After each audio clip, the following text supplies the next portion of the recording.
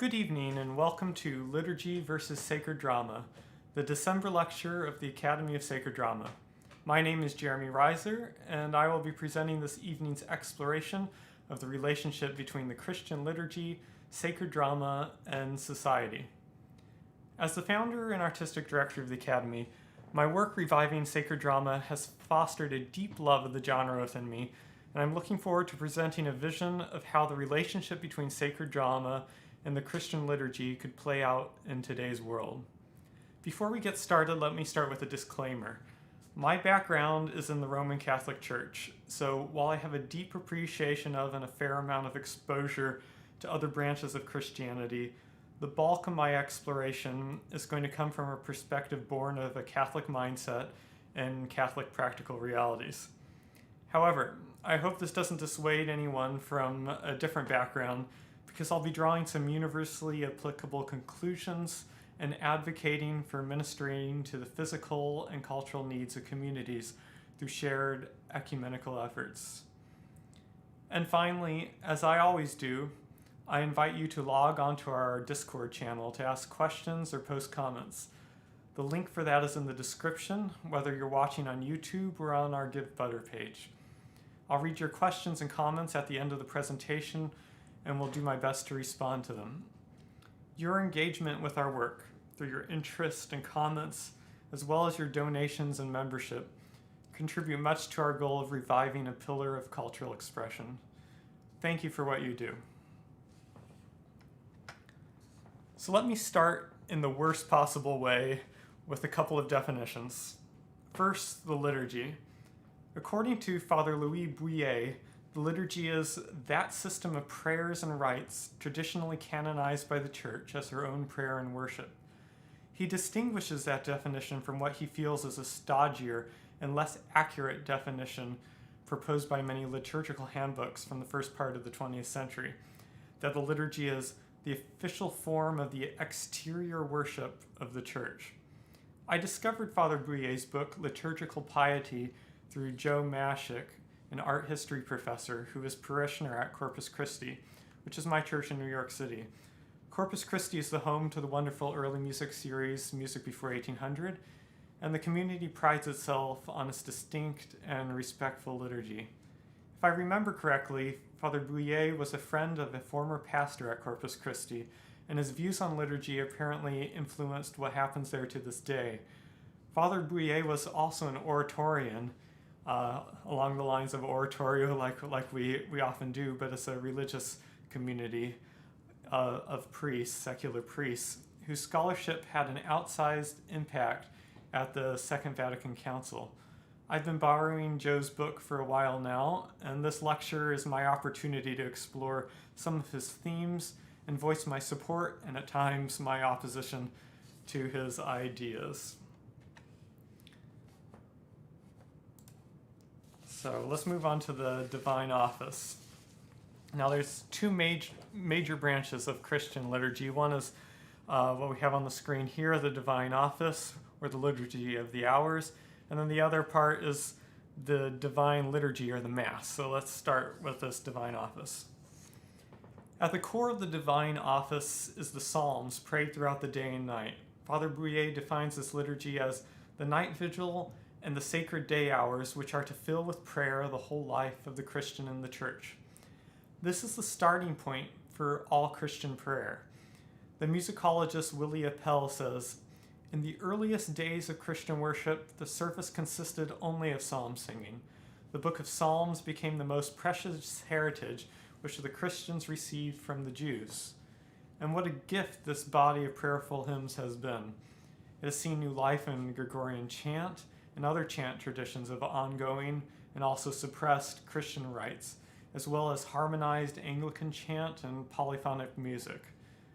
Though the praying of the Psalms throughout the day is quintessential Christian prayer and a basis for much of the life of the Church, no significant effort is made in contemporary Catholicism to make praying in the Psalms a part of everyday life, and what a tragedy that is. Priests and religious, like monks or friars or nuns, are required to pray the liturgy of the hours, but except in rare cases, the regular praying of the Psalms is but a distant historical memory for the majority of practicing Catholics. The other branch of the liturgy is the Divine Liturgy, or the Mass in the Roman Catholic Church. Often the Eastern churches call that service the Divine Liturgy. And this is an aspect of Christian liturgy that has received much interest, many changes, and a general sense of renewal in the past decades.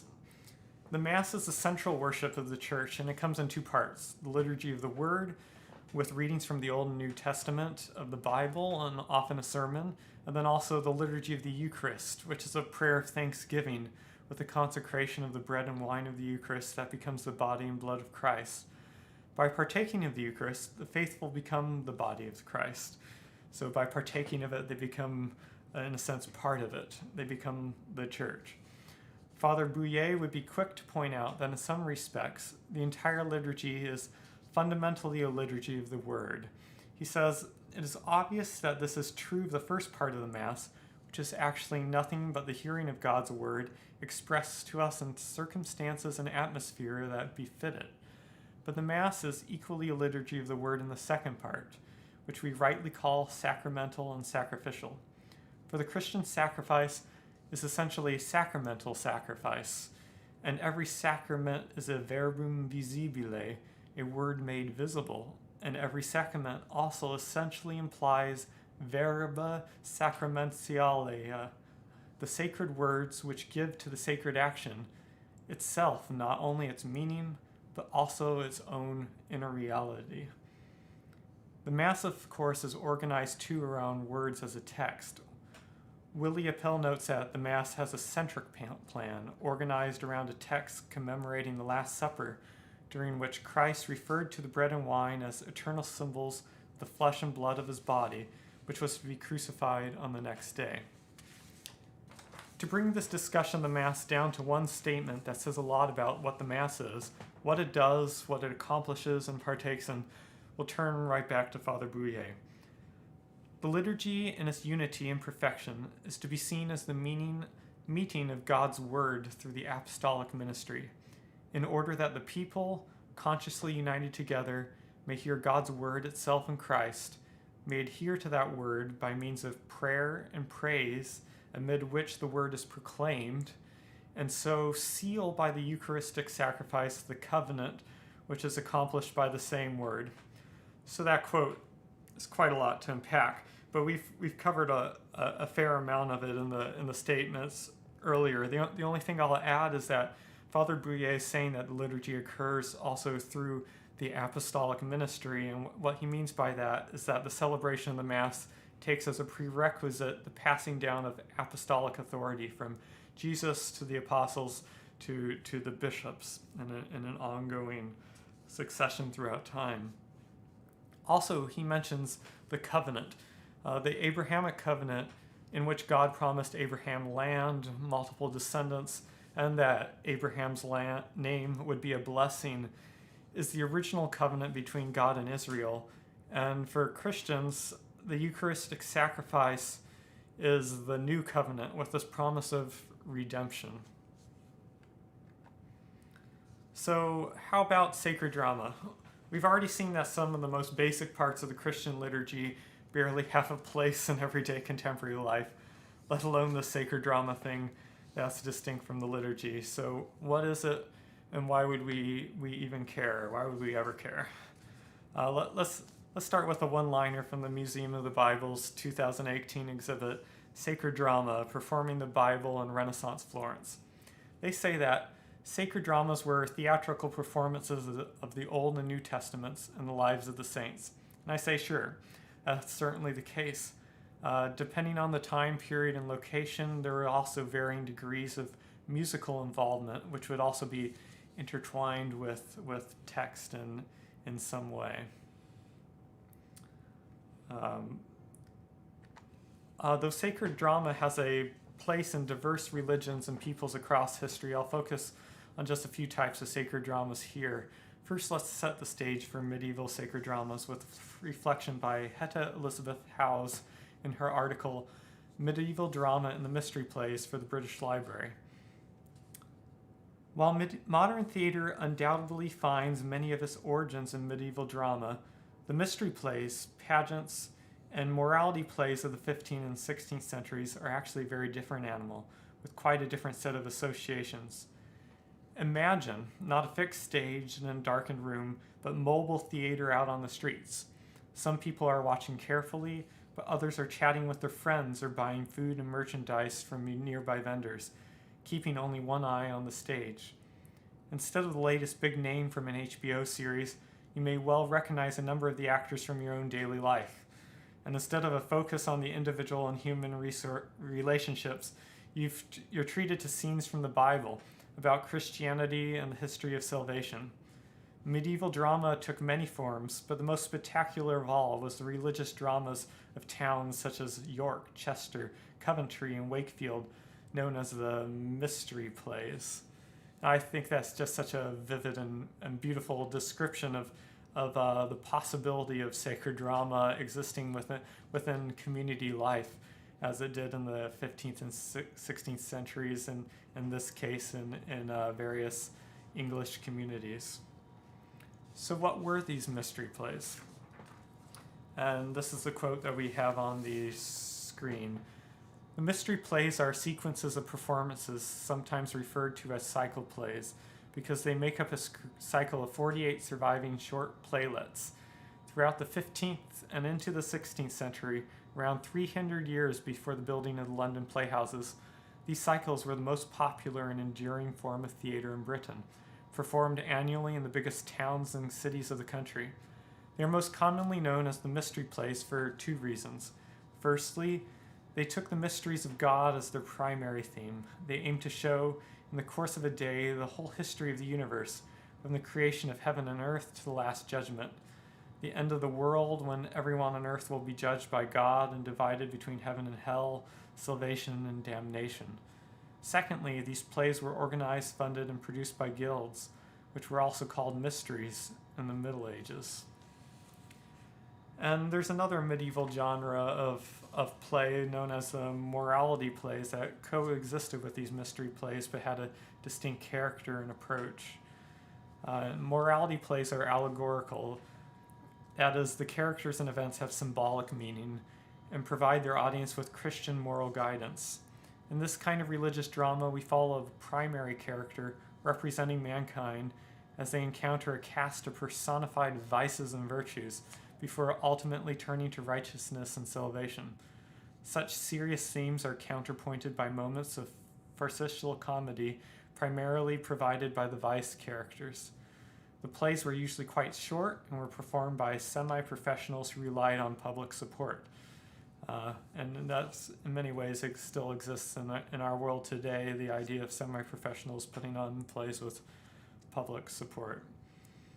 The themes of these mystery plays and morality plays continued into their equivalent Baroque-era genres of sacred drama, like Oratorio.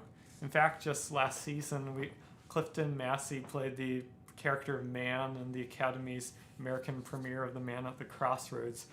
That's a Baroque oratorio from 1687 by Antonio Giannettini. And another example that we did in the past of something that followed the morality play paradigm was Alessandro Stradel's Santa Pelagia.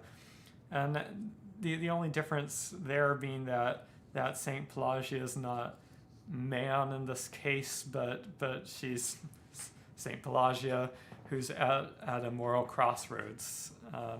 In The Man at the Crossroads, we had this split between a course of demons, course of angels, course of vices, a course of virtues, that sort of things that compete for their attention. And I think in Santa Pelagia that her attention was divided between the good advice of a holy bishop and the temptations of the world in that case. So these morality plays in some form or another were going strong in the 200 years between their earlier heyday and then their Baroque iterations. So what is oratorio?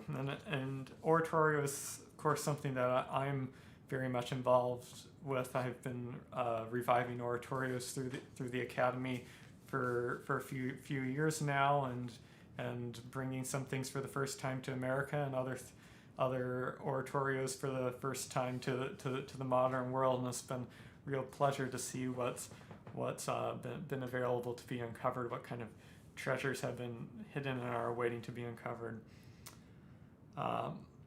So Oratorio sits under this broader umbrella of sacred drama, but in a sense it's a sort of umbrella term itself.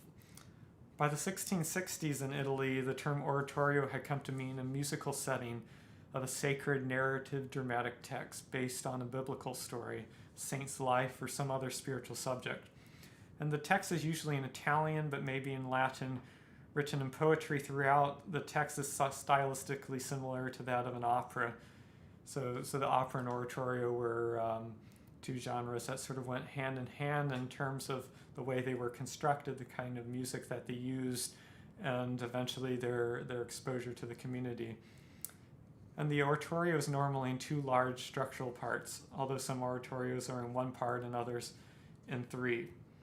So over time, the term oratorio came to be used even more broadly, sometimes for similar works in other languages, and other times for works that more or less followed the schema, but were labeled differently by their composers with terms such as historia, motet, canticum, or dialogus. An oratorio also existed beyond the Baroque in various forms, often with many more singers and a full orchestra involved, and we can see that in many Romantic era oratorios. And there are even a number of excellent American examples.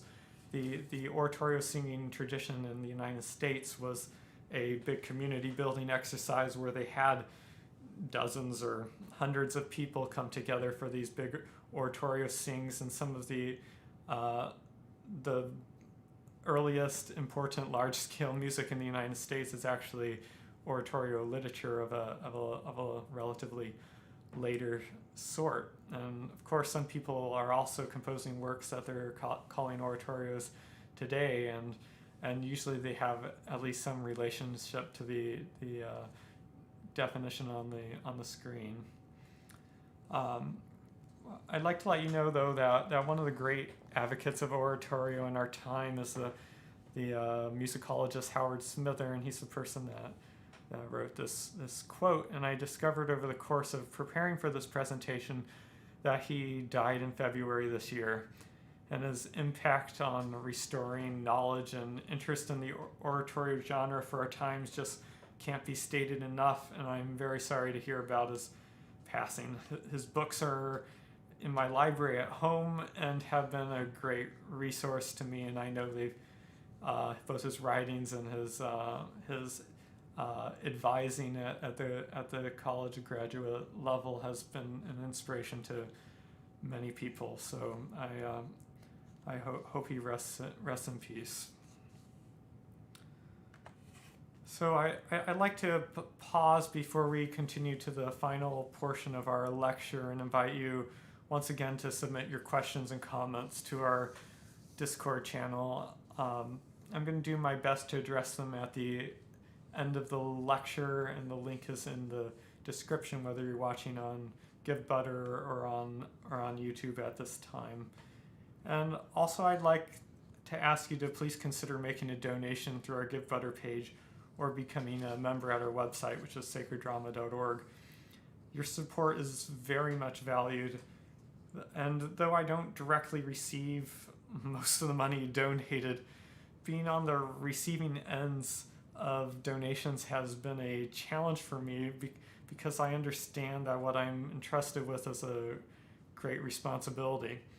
In many respects, the Academy is still in its financial infancy, and we do our very best to maximize the use of every dollar. So your donations mean a lot. They have a big impact, and they're much appreciated. So if you're able, please consider a donation, and thank you so much to everyone who has helped in the past. You know who you are, and it's appreciated greatly. And you might be able to hear some background noise right now. I just recently moved, and I'm streaming right under a water pump, so we'll figure out how to soundproof in the future with any luck, and go from there. So let's continue with applying some of what we just experienced with a graph. So we've broadly defined our terms, and let's put the liturgy in its various parts, and also the different types of medieval and Baroque sacred drama against a graph to see where they fall in terms of the degree of public nature and also the degree of required specialization. So the divine office is a type of liturgy, which means that there is certainly a public nature to it. However, it could be prayed individually as well. This prayed individually, there's probably not much specialized knowledge required to get through it, especially if you're just saying the words.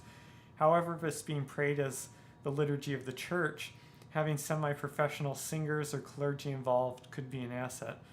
Of course, highly specialized musicians could be involved, and it could be an elaborate production as well. An example of this that I've uncovered over the past year is some settings of the Psalms for a few instruments and multiple voices by Antonio Giannettini, who wrote the oratorios that we did in public performances last year.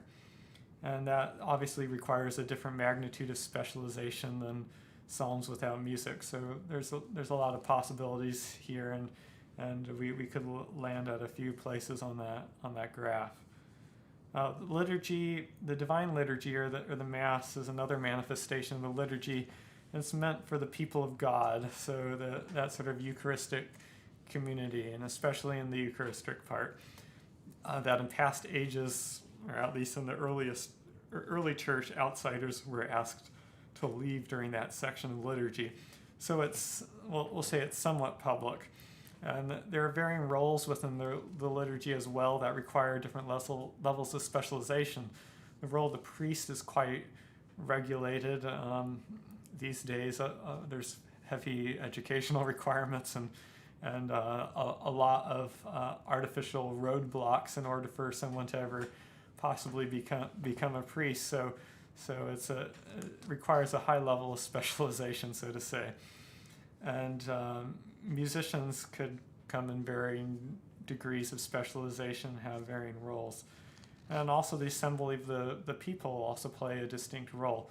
So I guess where the divine liturgy falls on that graph really depends on who you are when a divine liturgy is going on, what part you play in all of that. When it comes to sacred drama, some of the categories are more defined. If you're performing in a mystery play, you probably don't need a lot of expertise, even though you probably still need to practice. It's made for community involvement. I imagine that organizing such a thing, though, must be a logistical nightmare, but the average participant was just happy to be involved. So it obviously has a very public nature and a low degree of specialization.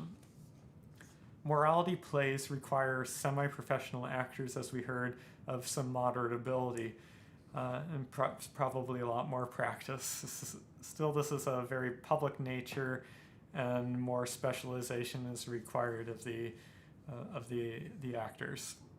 And oratorio, of course, requires high-powered singers. People are very specialized and capable of what they do, and they also had a quite public nature, though they could sometimes be rich and enjoyed by a very select audience, whether that was a group of nobles who had commissioned one, a guild, like a goldsmith guild or an artisan guild of some sort, or a confraternity, a gathering of people with a certain patron for a certain reason. The point I'm trying to make, though, is that living a Christian life or any other type of religiously motivated life means placing yourself somewhere between the divine and the rest of society. It's an identity that requires varying degrees of public engagement and private contemplation. It requires one to embrace general maxims along with requiring specialized knowledge or skills. In the Christian world, it is the liturgy that links the sacrifice of Jesus and his promise of redemption with our lives in the world now. Though the action of the Word is present already in the liturgy, motivating our intentions, a functioning church sees the next steps institutionally. It sees the link between the grace received and the material needs of the community. It has encountered something beautiful, so it shares that beauty through art and music with the community. It works in ecumenical harmony with other faith communities to make the promise of redemption felt in the broader community, not said in sort of like a coercive way, but where it's expressed by actually meeting the needs of the community, by seeing what is there and responding to problems with actual reasons to hope, not platitudes or talking points, but giving people actual reasons to hope because they're seeing their problems are understood and they're begun to be met by people that understand that they must be met and that that's part of the responsibility of their Christian life. I see the liturgy as the link between the day-to-day realities of our world and the awesome power and hope of God. I also believe that there must be institutionally next steps to translate that reality in the broader community. So that brings us back to our friend Father Bouillet. He greatly objects to the idea of the liturgy being anything like a performance, with a few people in the action and most at the sidelines as spectators.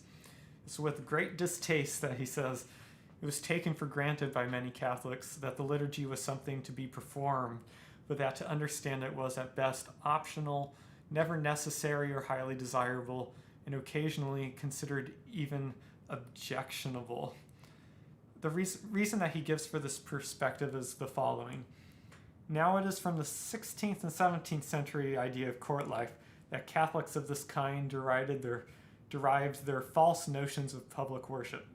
An earthly king must be honored daily by the pageant of court ceremonial, and so also the heavenly king. The courtly atmosphere around him was to be provided by the liturgy. So he's drawing an equivalence between, or he's saying that at least people in past ages drew an equivalence between what they thought should happen for the earthly king and what should happen for the King of Kings in heaven, and to have liturgy basically play the function of the pageant of court life, which he claims is not the original intention and not the spirit of the liturgy, and something that gets added on until some ages, especially during the Romantic age, that it's considered to be the substance of the liturgy rather than the dressing of it, so to say. And he gives examples of the worst of this kind of perspective, where it seems that prayer has no place in the liturgy and only happens privately by bystanders. The idea of like showing up to a liturgy and it's happening in front of you, everybody's doing their thing in the place that they're supposed to be, and your role, if you're in the congregation, is maybe you can pray by yourself. That's the sort of thing that he's against.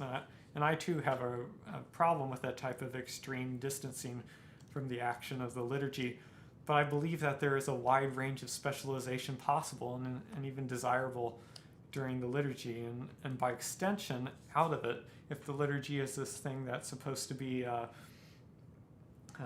sort of the living word of God, the idea that what happens there becomes the life of the church, then there has to be an extension outside of it, and the extension outside of it can't just be going home and believing the right things and saying your prayers at night, as important as that might be in the spectrum of belief and practice within a church, but it's a very disappointing end of the road if that's the end of it. We have to be able to move beyond that and be able to, both institutionally and individually, be able to reach the broader community, and not through some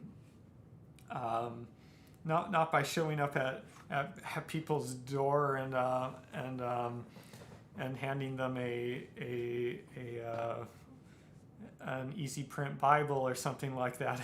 It's about being able to live the things that people claim that they believe, and be able to believe something that's broad enough to be able to encompass the realities of the world, and imagine what's a good place for our action within that world. And because there's of course an extreme at the other end, a cult of mediocrity that says we're not doing the right thing unless we sound and look mediocre. To have a place for professionals that truly enhances and makes clear the position of the congregation can be a great blessing in a desirable situation. And I know that in some of the reforms that happened after the Second Vatican Council, and I mean, for people who aren't Catholics, the Second Vatican Council saw great changes over the course of just a decade or so in the church, and part of that was revolved around a sense of liturgical renewal, the idea that we're missing the forest for the trees, and I think that's the deep point that Father Bouillet is making, that I believe is valid and important when considering the role of liturgy in the world, and also the idea of not performing it separately from other people. But at the same time, there was also this idea that if the liturgy was to become something of the people, then it actually couldn't anymore be excellent in some way, because the people are mediocre in some basic way, which is obviously a mistake. It's a great discount of human ability, and when people actually actively play the roles that they're best meant to play within a liturgical situation, or let's say broadly in their life, then this is something that they should be able to do. They should be supported, and they should be able to do something that touches people in the most visceral and essential way. One of my favorite examples of the success of this approach is in the hymns at English Royal Church services, so like royal weddings or major government days or something, and there's plenty of YouTube videos to that effect online. And in those services, the production quality is ridiculously over the top. I mean, talk about performance. There's certainly performance involved, and you have a whole cast of excellent musicians and practiced church people to make everything go seamlessly. But I've also noticed that the way it's structured actually makes it possible to sing with ease in the congregation. That it's supported singing when that's actually the role of the congregation. And what happens is your voice becomes bound up with the beauty around you. It becomes part of something that by yourself you could never be. And I think that's the beauty of it. And of course, there are other examples of this too in other places that do this in an excellent way. But I would say, as an overall observation, and as someone who works in many churches, as a musician who does a lot of church-related music, that's a relatively rare thing. And ought to be fostered quite a bit more. And also, to take the idea of observation a step further, I'm certainly not anywhere close to more than a casual reader about science-related fields, but I've been reading that people in the field of quantum mechanics are finding that there can ultimately be no pure sort of like in political science, like a Hobbesian state of nature before observation comes in. Our universe makes no sense without observation, and observation actually helps form what is there. Somehow in observing it is. So too is the liturgy. Observation plays a part in forming what is there, one can observe from radically different perspectives, of course, and placing yourself in a perspective that's good for your relationship to what's going on is important. But it's our responsibility in the liturgy and also in the more public sacred drama, what I'm saying is a step further from these communal celebrations to something that's designed specifically for the broader community, is to create a circumstance where the individual becomes, to use a church language sort of statement, becomes the conduit of grace, living the good news, living that gospel message in the world, being good to other people, knowing one's neighbor. Knowing one's neighbor seems like an excellent prerequisite to actually being good to one's neighbor. How do you know what's good for your neighbor if you don't know them? It's like let's not get ahead of ourselves. So let's get to my vision about the way things could be and the hopes that I've developed over the course of developing the academy. I'd like to say, as I said in the description for this talk, that we live in a world of distrust. I think that's obvious. And it's common to seek distance from government, religion, and neighbor. And there's obviously downsides from this distance. It leads to another ongoing pandemic. Not only do we have right now the pandemic of COVID-19, we also have a pandemic that existed before that, and that's the pandemic of loneliness and isolation. And I found it quite stunning and also quite noticeable in some ways in my own life that there are aspects of my reality now, and I know a lot of other people feel that too, where my life isn't actually changed in some ways because of the pandemic, because the life I've had already has been somewhat isolated and cut off from the world, and that sort of thing is not an accident. It's something that's happening because of the way we've built our lives to be, both in a technological sense, where we think we can be away from people longer because of technology, or only communicate through technology, or to have the buffer of technology between our action and the result, because it's a lot easier to be cruel to a person over the internet than it is to do it in person and see their face and have the danger of feeling a sense of empathy to their plight. And of course this distance though is understandable, especially when it comes to distrust. Many in leadership have betrayed the trust of the people that they're meant to help and guide, and there are countless examples of that in government and in religion, certainly,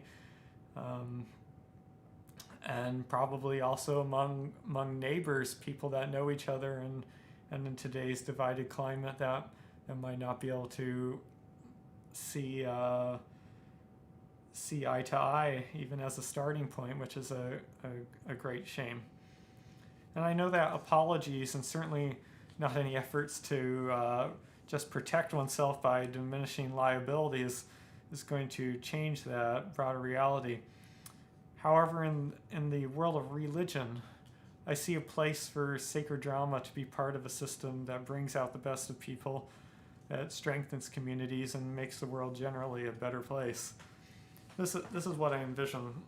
Imagine churches of varying denominations in an area banding together to meet the cultural and material needs of the community. So, again, as I said before, in order to be able to start to meet those needs, you have to start to recognize them. It means that if you're a faith community in a neighborhood or a region, that you have to begin to know your neighbor, and institutionally, the relationship between institution and the broader population then has to start to look like a relationship of neighbor.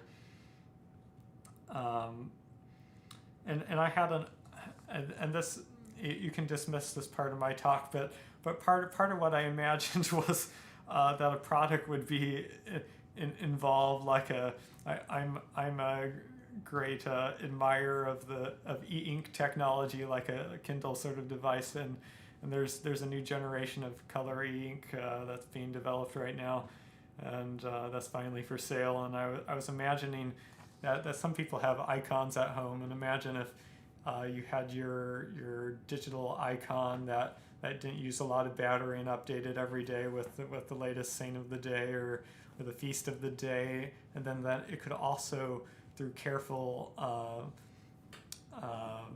filming that didn't require a whole lot of movement, be able to stream services of morning and evening prayer of the Psalms, which I identified early as a much neglected genre in the life of the church, and so that would become possible in people's homes. They'd have something dedicated for that, and it could be framed as if it was an icon and be single purpose, which seems that at least something related to your faith life might at least merit a single purpose place in your home.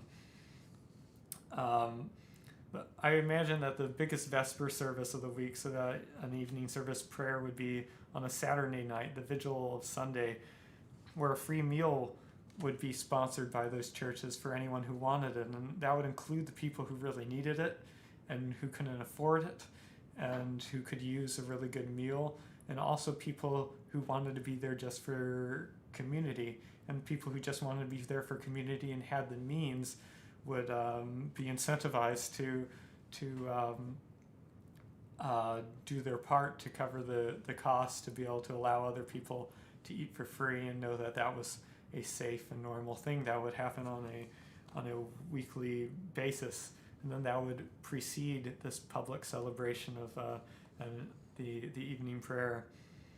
And then for major feasts and celebrations, oratorios, which is my great love, and a very public expression of sacred drama and the life of faith communities, would be performed by expert singers and instrumentalists.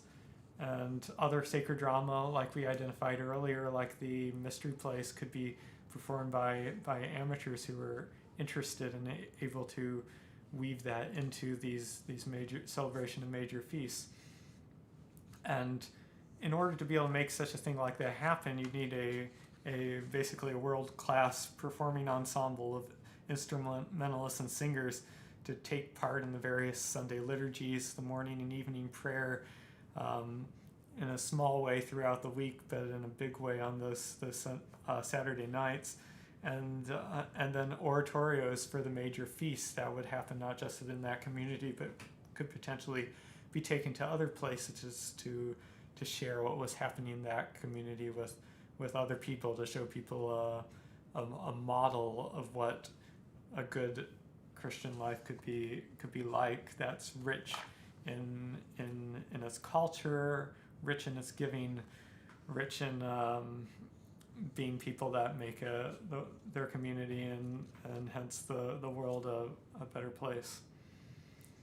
And of course, these performing groups could do other performances for fun. I know if you have a bunch of instrumentalists, they're probably going to want to put on some purely instrumental concerts, and that also would just be an opportunity to enrich community life, and it would have a place. It wouldn't be something that just happens, that we say music is good, so you ought to go see it. And by music we mean this type of music, and so you ought to go see this type of music because this is the good music. It's a very self-defeating way of looking at the world, and not one that I really don't enjoy. But if this sort of excellent performing ensemble, which exists in the early music world, on a purely gig culture way, was to be able to be solidified into these full-time jobs in this way in a community with the funding and effort split between churches of different denominations who understood a common community need. That to me is a central goal of mine, at least. And so in the liturgy itself, these professionals and also amateurs of varying degrees of expertise could work together and each fulfill an edifying role. For the community oratorios, the community is the audience, the broader community, and the food is available to whoever needs it. The needs of the community are communicated also in the liturgies and at meals and in performances, and the community rises to the occasion to make this all possible.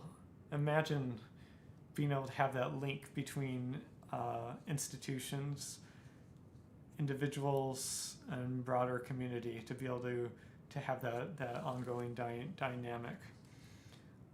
Obviously, we're not at that point, and in today's world, while it's easy, not easy, but it's possible to raise money for things like music festivals and things that happen for part of a year, something that's a isolated effort. The idea of being able to successfully fundraise and incorporate into community life something that is full-time for a group of people and that addresses the actual needs, both materially and also culturally, artistically, spiritually, of the community. That's something that is distinctly missing from the faith life of at least in the United States, and that's my background, of course. I do have the great privilege of being able to, in the course of my job, be able to go to different faith communities, be able to play music in different churches at different places occasionally. Trying to think if I play very often or ever in a synagogue, very rarely, but in various faith communities, I've had the opportunity to see what happens in different places, and while there's obviously something good in each of them, I've also noticed the lack of creativity. Put it frankly, that comes down to imagining what the role a faith community could actually play in a community, in a broader community, and understand the relationship of the individual is not just between the individual and the church, but the individual into broader society through the church, to be able to understand one's role in that way. So that's my vision, and I'm going to leave it there for the night. Obviously, we have a long ways to go, but I think articulating is a major step, and I wanted to be able to share what I see as that great relationship between the liturgy, which has a known and active place in Christian life, and also sacred drama, which has a very public and active role in the greater community. So thank you so much for joining me today. It's been a pleasure to be able to share this with you. There's so much more to say, but to keep it to a reasonable point, I'll just leave it here for tonight. Before I go, I did promise questions, so I'm going to take a moment and look on the Discord channel, see if anything came up, if there's anything that I can respond to. So just give me one moment for that.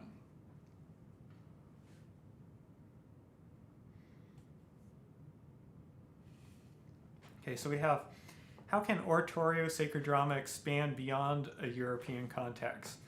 What non-European materials could be drawn upon? I'm thinking about late Italianate villancicos from Mexico, for example. Rumbaruco has done some cool work in the repertoire. What about non-Christian traditions? Are there sacred drama traditions in the Jewish world, Purim plays, Muslim world, Ibn Daniel's shadow plays, other global traditions? And that's an excellent question. In some respects, sacred drama has gone out of fashion across the board. I'm sorry, I'm losing my voice just a little bit. If you can hang in there for me for just a second. sacred drama has had a role in many societies, whether that's in ancient Persia and in various African communities and in day-to-day life ritual of the community. I'm thinking also some Eastern European traditions, which I'll say has in a sense a different worldview from the what I'm talking about over the course of this presentation. Is of course very much a very Western European tradition, and so it's I think important to distinguish between the two. Last couple of years ago, I did a trip with Juilliard 415 to Bolivia, and I talked to a priest there, a Jesuit priest who runs a wonderful music festival, and he talked to.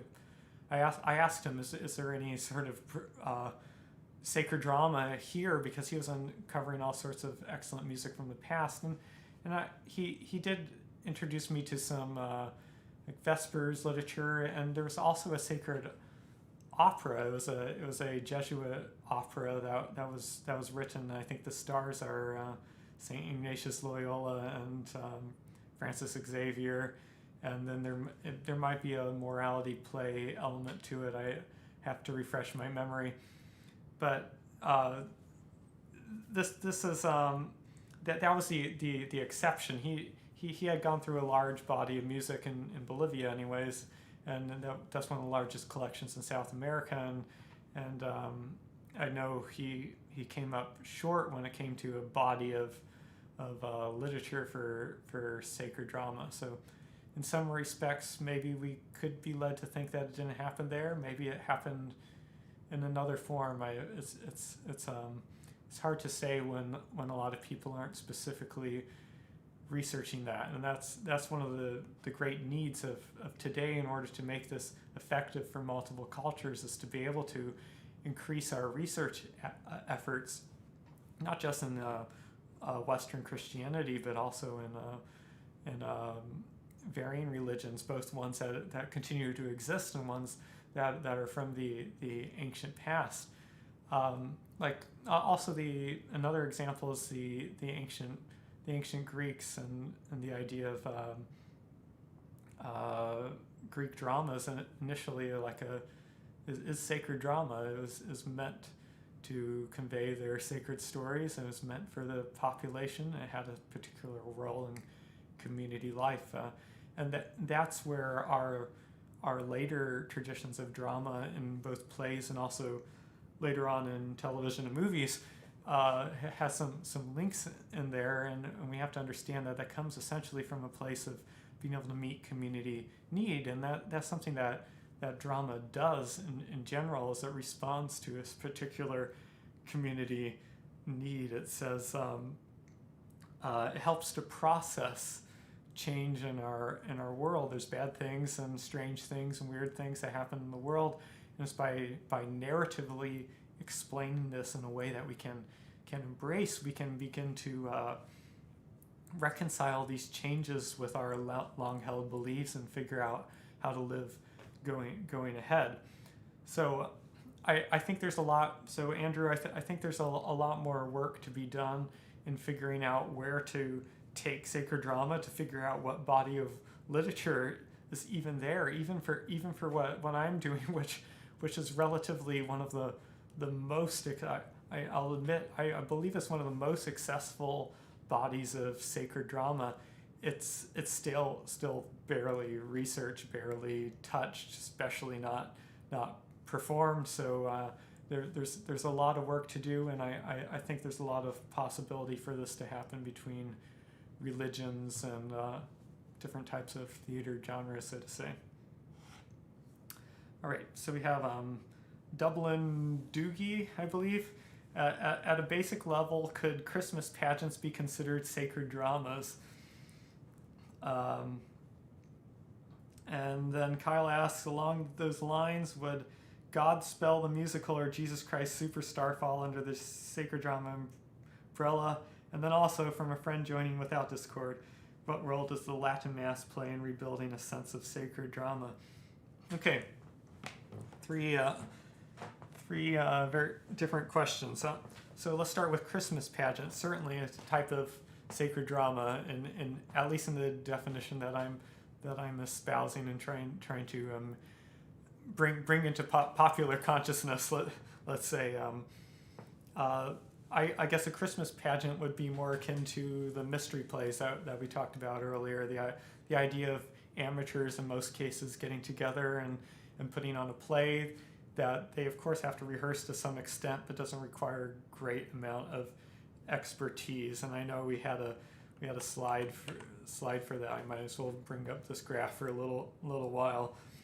And on another end, so Kyle's asking, would Godspell, the musical, or Jesus Christ Superstar fall under that sacred drama umbrella? And I'd say absolutely. But this is an example of something that is of extremely high degree of specialization, a high production value, sacred drama there, and you're probably not going to get a bunch of amateurs involved in such a thing, but it's a type of very contemporary approach to being able to explore things of that nature. It doesn't accomplish one thing that I'm hoping that sacred drama can do in the model I'm proposing, which is let's say, to use church language again, to minister to actual community need. These are productions of such scale that they have to be sort of like pan communities in order to be able to work financially. So or for the effort that goes into them, both in terms of money and time and everything else, distribution. So it doesn't accomplish that, but it's certainly an excellent form of sacred drama. And then we also have, what role does the Latin Mass play in rebuilding a sense of sacred drama?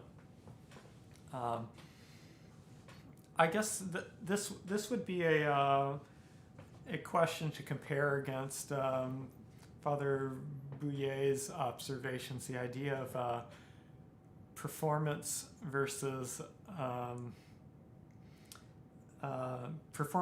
involvement in the liturgy. I think his fear was that the Latin Mass would be seen purely as a performance, that the congregation appears to as an audience that's separated from the action of it, and that is meant to pray separately from it because they couldn't possibly participate in the prayer of the liturgy. And I think that's where he wouldn't want to go, and where I also wouldn't want to go. At the same time, I'm struck. I was never alive when the Latin Mass was the norm, and so I haven't experienced a change like some people have. I've only experienced what came afterwards in varying forms. It's hard to say what the sudden change does. I think it's an ill-advised thing, if you ask me, to embark upon such a huge change while not going gradually in some way and with a distinct education and the reasoning for that of extremely clear to all involved, and that's a difficult thing to communicate.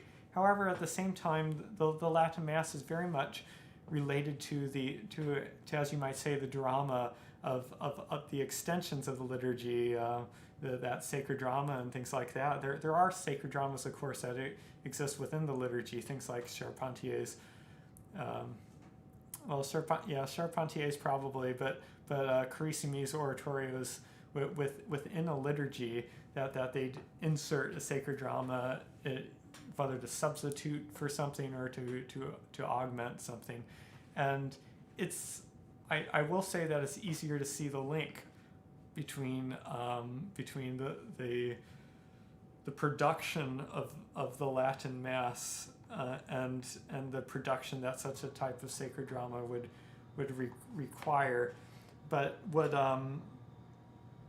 would the Latin Mass play a part in rebuilding a sense of sacred drama? It's hard for me to say. You'd have to message me again. You could try Jeremy at sacreddrama.org if you want to ask me about more. So I'll get I have two more, and then we're gonna wrap it up for the evening. Part of the problem is I can barely talk. Sorry, my throat tonight. This is also from Andrew. How do you perform historical sacred drama in the 21st century in a way that connects with communities that aren't high culture consumers, who tend to be affluent, white, in possession of privilege, etc.? How do you cut through the multiple layers of distance? Yeah, absolutely. Language, style, confession, history, so that sacred drama can be both effective as drama and as sacred event for wider publics. Could theater traditions like community-based theater and the theater of Opera help reimagine what modern stagings would like and do? And that's along with being interesting questions, those are all wonderful observations, Andrew. That's let me figure out where to begin. Obviously, there are barriers between. If we just start from what I'm doing, for example, with the Baroque Oratorio, there are high barriers to overcome, not only for between affluent consumers, as you say, and the rest of the population, but also between anyone and what I'm doing, because people don't generally know what it is, and that's why one of the schemes that I've suggested for this is to unite sacred drama with the idea of ecumenical efforts in understanding public need, because the public need for edification in some way is something that exceeds those barriers, but there's absolutely no point of entrance as things are. So if we started on the opposite end of things, whoever was in great need, who could show up, be a part of something that turned into something artistically and culturally spectacular, along with something that nourished their material needs. That's my recommendation anyways, for being able to break some of those barriers, to be able to get people who would probably come from both ends and eventually work our way towards the middle.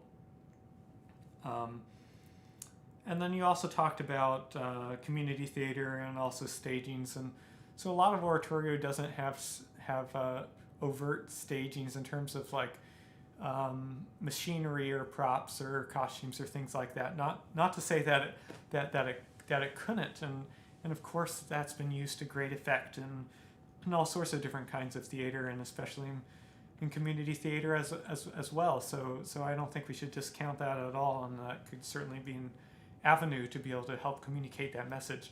But it's still not going to get people in the door, of course, and I acknowledge that, and that's again why I'm trying to tie community need and also this deeper idea of sacred drama as our to the cultural and artistic needs of the community, and putting those two things together. And so for our final question, we have another from that friend. Have you observed spiritual damage caused by mediocre liturgy in individuals? Well, that's fascinating. I will say something very broadly based here from my own experience. Because of what I'm interested in, because of what I do, I'm attracted to and have attracted a lot of people in my life who are very invested in music and church related things. Let's put it that way, and especially in church related things. I mean, I might be a violinist by trade, so to say, but my efforts and my life has been very much bent on being able to understand my relationship to feasible vision of the church and the world, and I have personally found that very difficult. What I know from my friends is that, unfortunately, the majority of my friends who are greatly interested in the church would be the people who you would expect to donate the most, be most involved, are involved in understanding what's going on, and have an active prayer life. The majority of these people have not found a home in the church, and sorry, it's distressing.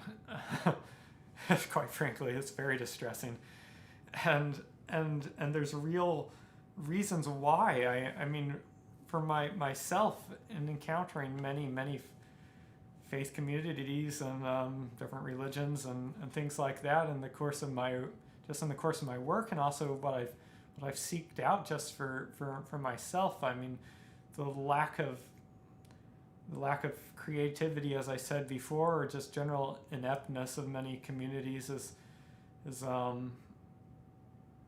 upsetting. And other people not only are inept that are in church life, but they also aren't necessarily very very good people sometimes.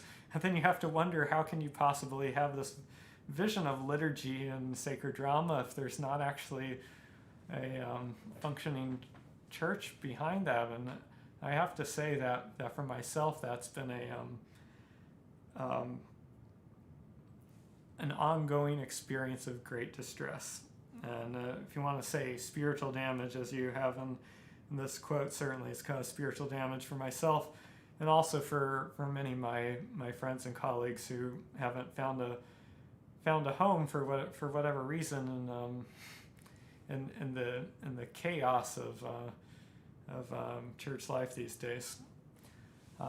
Sorry to end on a somewhat down note, but I do want to say on an up note that what I've described today is my heartfelt conviction that there's a way of understanding the relationship between the individual and broader society, with church in the middle, or religious institutions. I'm going to say not just church, but various religious institutions in the middle, and being able to understand those links and the call of those links from one to another, and not just as a highly individualistic and inward thing, is actually something that's extremely important and possible if we start to use the tools at our disposal, which are things like observing, tracking, and responding to actual material needs in the community, and also understanding that hand in hand with that, if they go hand in hand, that we can also have sacred drama involved as an integral part of the cultural and spiritual and artistic life of the people of the community. I think as difficult as the reality of church experiences is for a lot of people in today's world, and understandably so, I think there is a hopeful path forward. It requires great mobilization. It requires a lot of work and a lot of creative, interesting people to pull it off. And I'll also say it requires a lot of money, not an astronomical amount of money, but a significant amount of money. It requires the real will to be able to get together and make this happen. But I believe, as difficult as pulling up the academy from ground up has been for me over the past few years, I believe in this wholeheartedly, and I hope over the course of this presentation I've helped you to believe part of that message as well as something that's both possible and worthwhile in the world today. So thank you so much for joining me.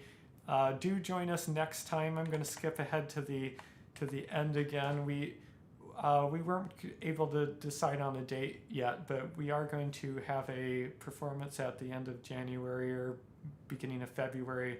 Most likely that's going to be sacred drama cantatas, maybe some excerpts from Oratorio featuring the soprano Margaret Carpenter High.